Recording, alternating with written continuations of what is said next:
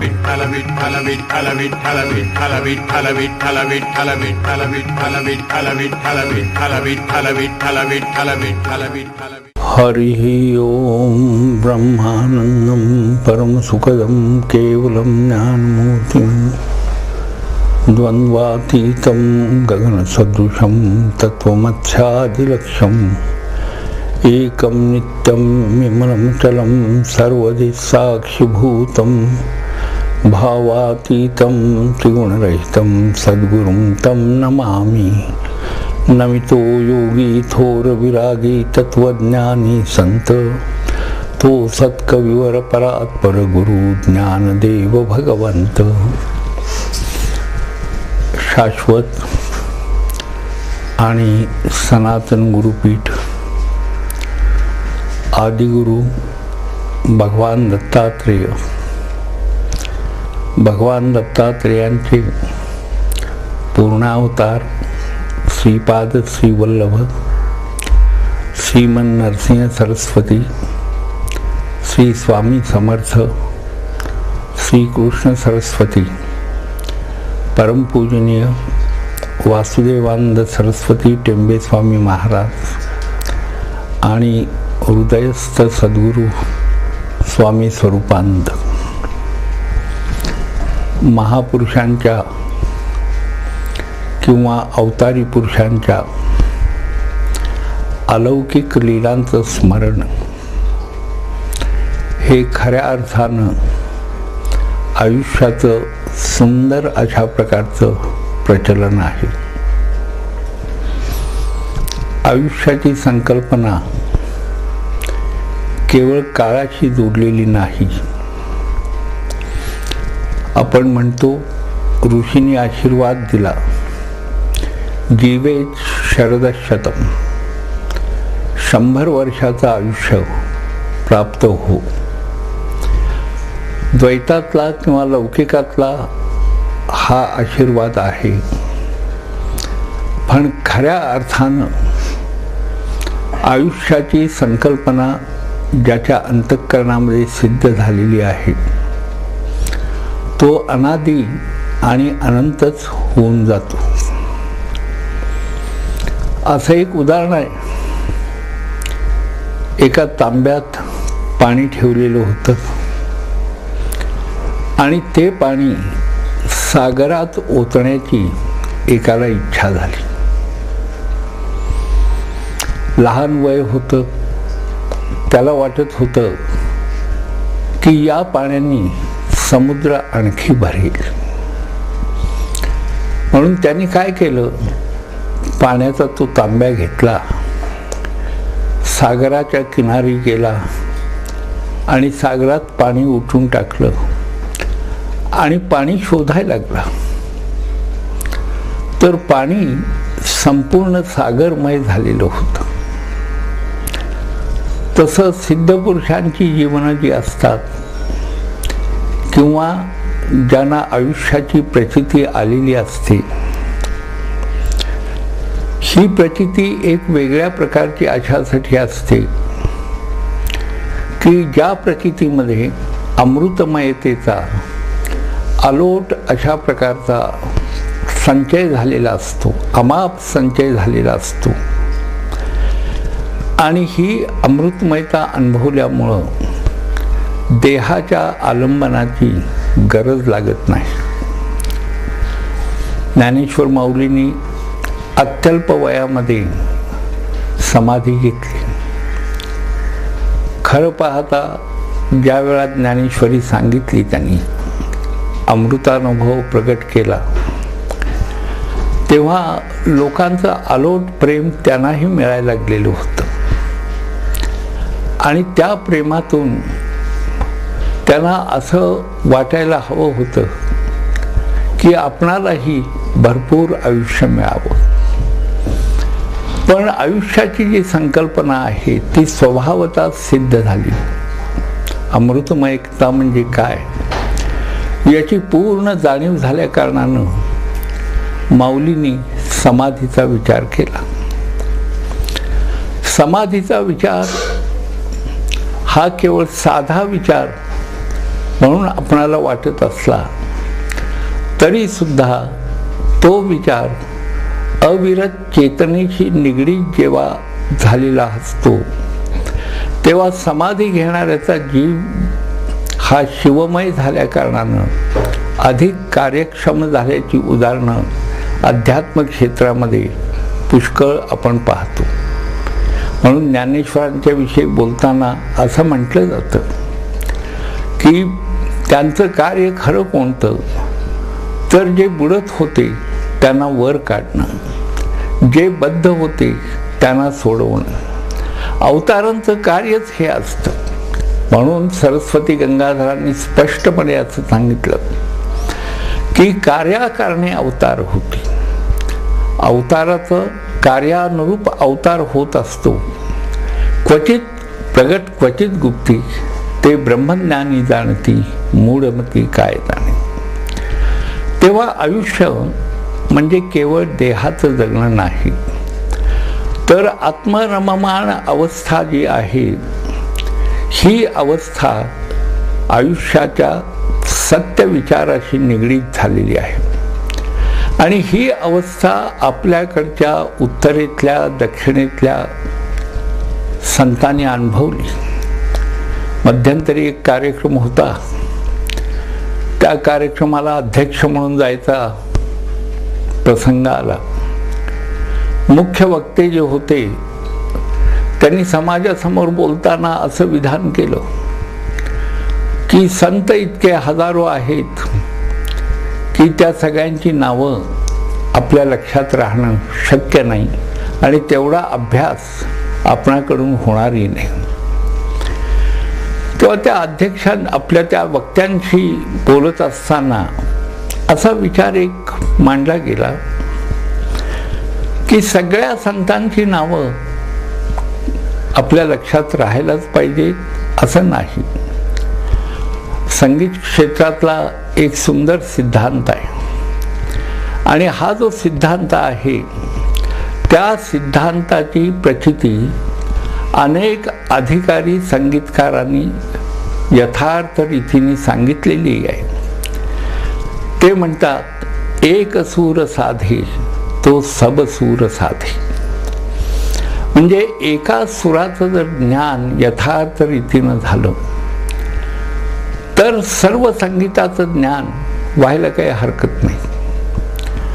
पण सूरविज्ञानाचा विचार केला तर सूर हा केवळ बुद्धीला कळून चालत नाही, तर आत्म्यामध्ये असलेले जे सगळं आहे त्याचा बोध होण्यासाठी म्हणून तिथंच आपणाला आत्म्याच्या ठिकाणी रममाण व्हावं लागतं. महर्षी रमणांनी हा सिद्धांत सांगितला. ते म्हणले, परमात्मा नाही अशी जागाच नाही. ज्ञानेश्वरांनी तेच सांगितलं, फक्त या सर्वांची भाषा जी होती ती वेगवेगळी होती. तेव्हा आयुष्य म्हणजे देहाशीच निगडीत असतं हा विचार अविद्याजन्य आहे. अविद्याजन्य अशासाठी की परमार्थामध्ये दोन शब्दांचा अति गहन अशा प्रकारचा विचार केला गेला. एक विद्या आणि एक अविद्या. सर्वसाधारणपणे जगतामध्ये वावरत असताना आपण म्हणतो की विद्येचा ध्यास घ्यायला पाहिजे.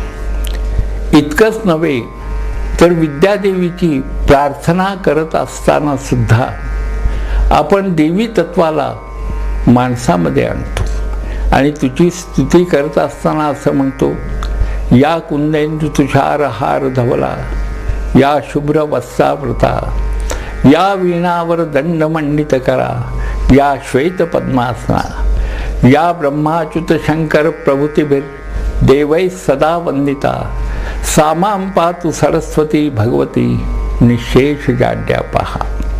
माझ्या बुद्धीचं जे जाड्य आहे ते त्या भगवतीनं नाहीसं करावं. हे जाड्य नाहीसं होईपर्यंतची जी मागणी आहे तो विद्येचा भाग झाला, कारण ती लौकिकातली मागणी झाली.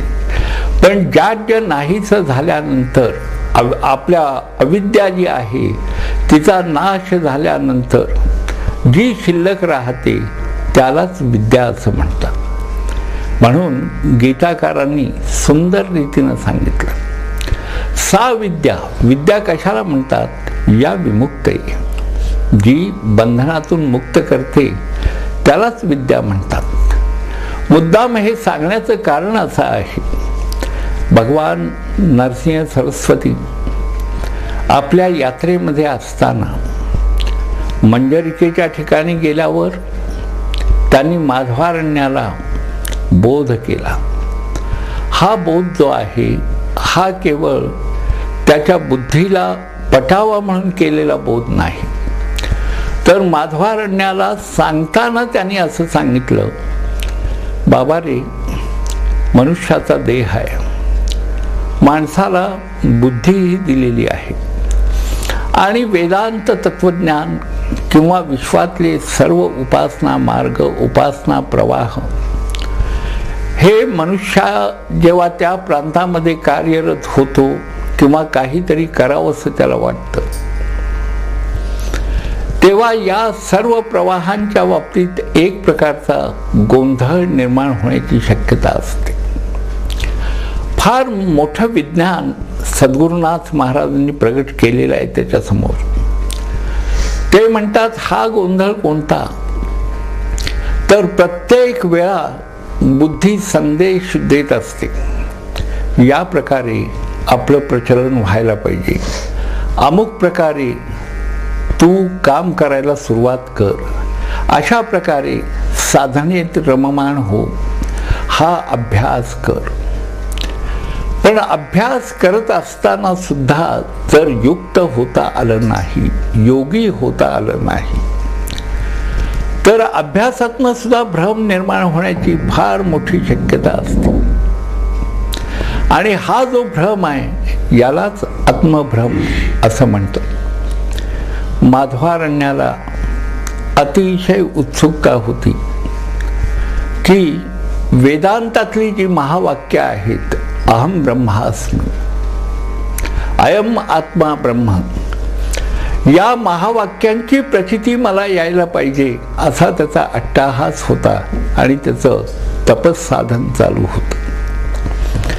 साधन चालू असताना, तपश्चर्या चालू असताना, तपश्चर्याचं जे परमध्येय आहे ते परमध्येयच मनुष्य रूपानं त्याच्यासमोर जणू येऊन उभा राहिलं. आणि सद्गुरुनाथ महाराजांनी आपल्या मेघ गंभीर वाणीनं माधवारण्याला सांगायला सुरुवात केली.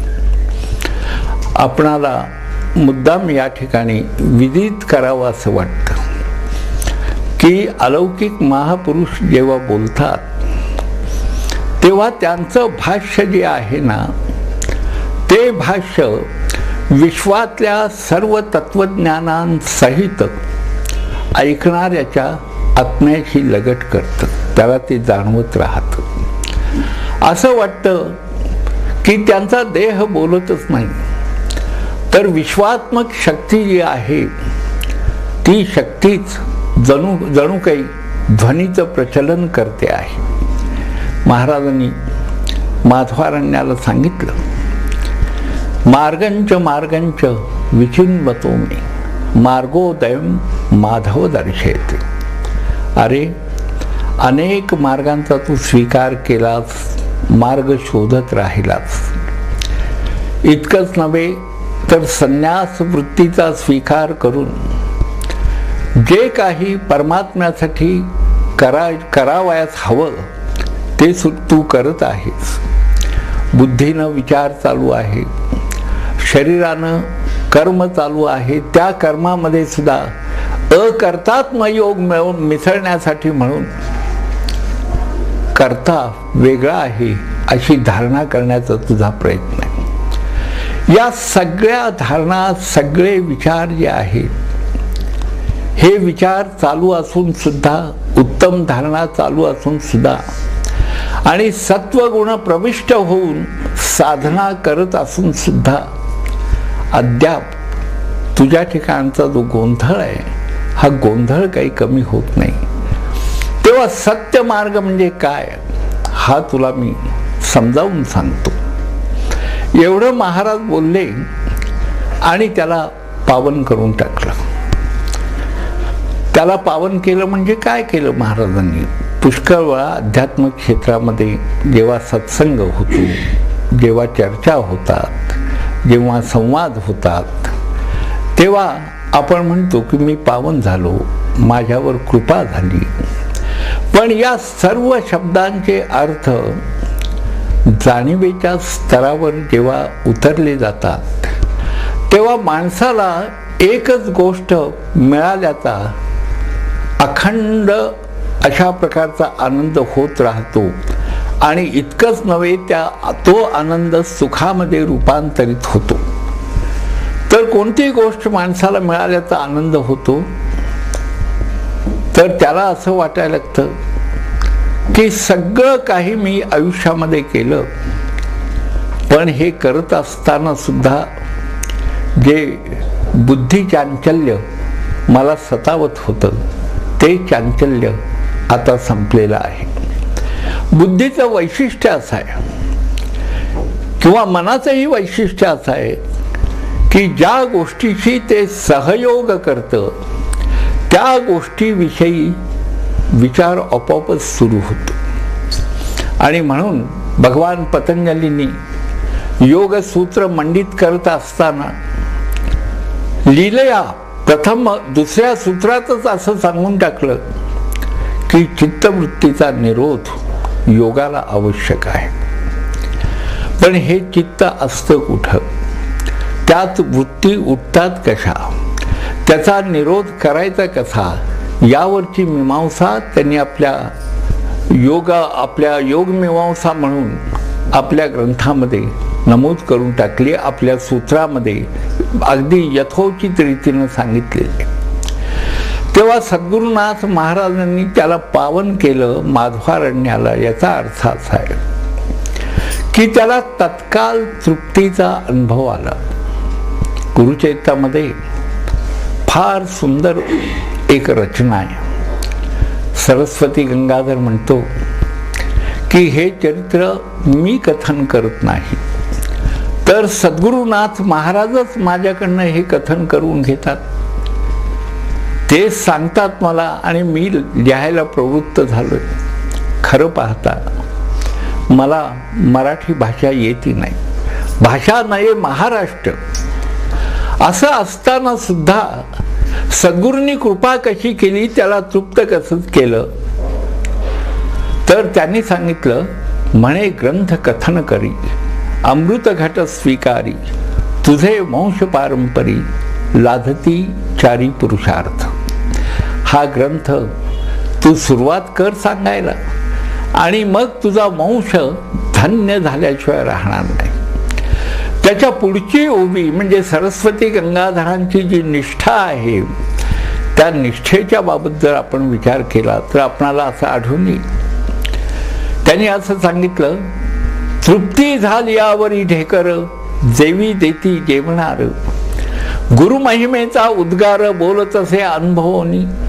सद्गुरुनाथ महाराजांचा जो महिमा आहे, हा महिमा हा केवळ मी सांगतो म्हणजे ऐकीव गोष्टी आहेत म्हणून सांगत नाही, तर अनुभवनी हा महिमा माझ्याजवळ अशा तऱ्हेनं आहे की तो माझ्यापासून आता दूर जाणारच नाही. त्याला अनुभव असं म्हणतात. अनुभव जवळ राहणार, जवळ राहिलेलंच आहे.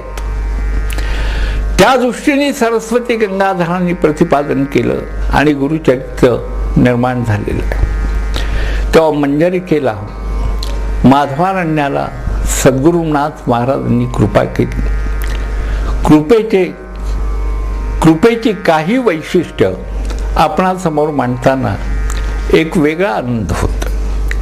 कृपेनं काय होतं, तर कृपेनं एक प्रकारची तृप्ती अनुभवायला येत असते. दुसरी गोष्ट कृपा काय करत असेल, तर कृपा अस्वस्थतेपासून जीवाला दूर करते. तिसरी गोष्ट कृपेचं वैशिष्ट्य जर कोणतं असेल, तर जीवात लपलेला अनादी आणि अनंत असलेला जो शिव आहे त्या शिवाची जाणीव कृपा देते.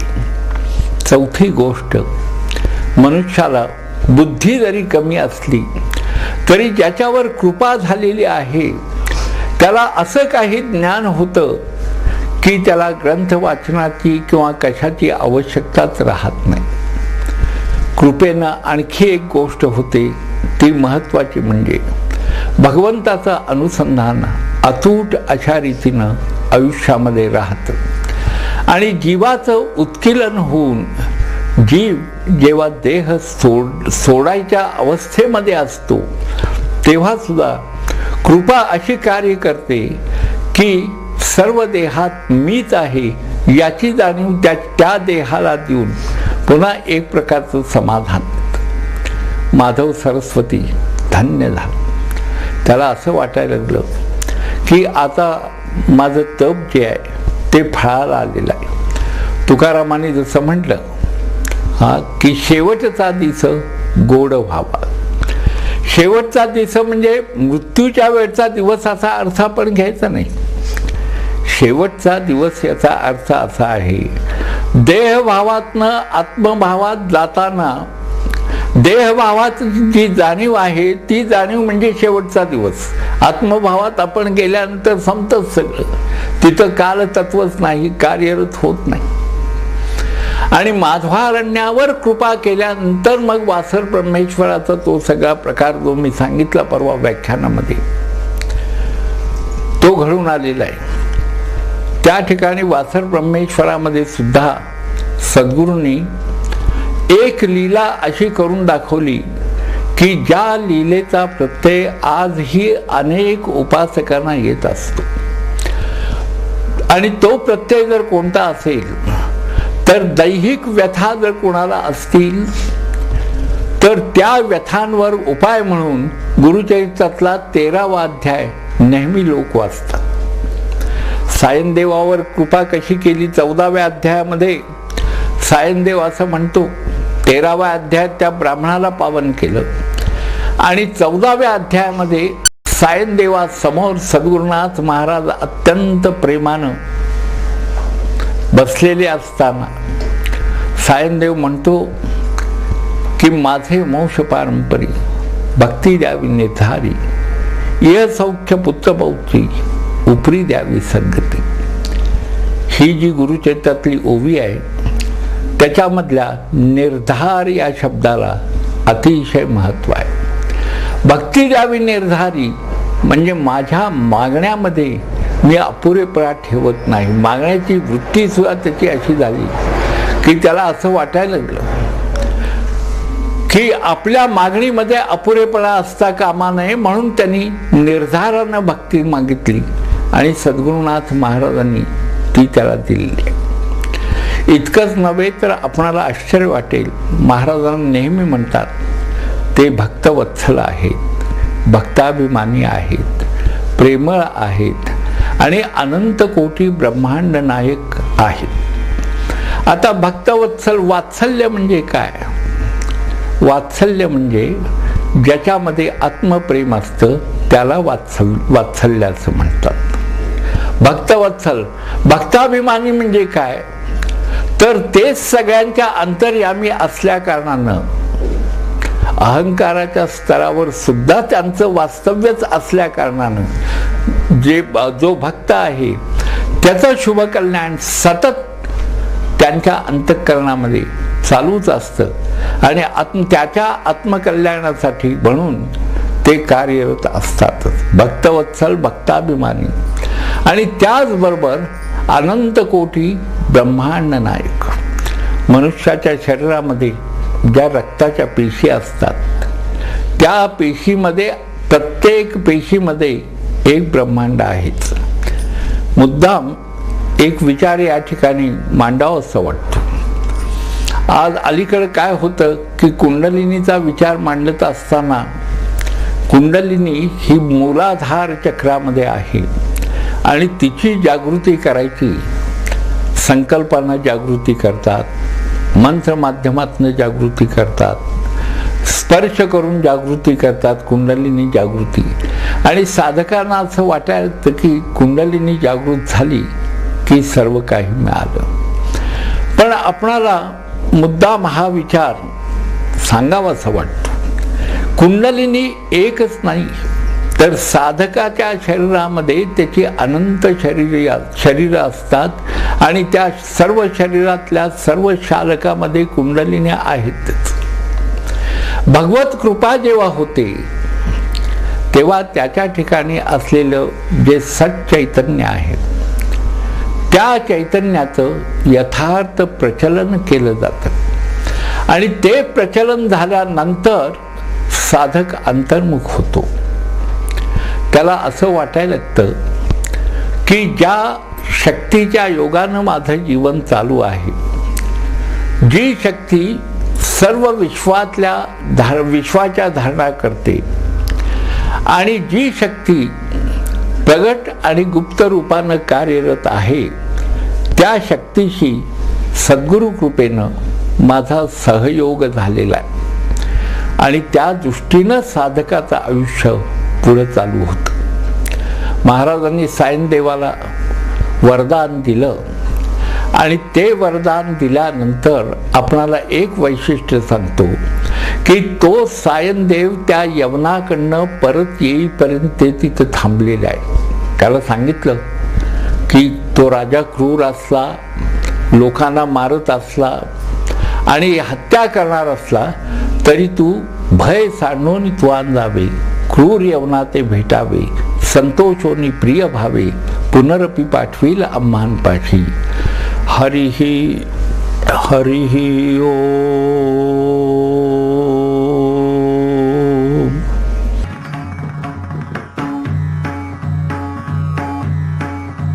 विठ्ठल विठ्ठल विठ्ठल विठ्ठल विठ्ठल विठ्ठल विठ्ठल विठ्ठल विठ्ठल विठ्ठल विठ्ठल विठ्ठल विठ्ठल विठ्ठल विठ्ठल विठ्ठल विठ्ठल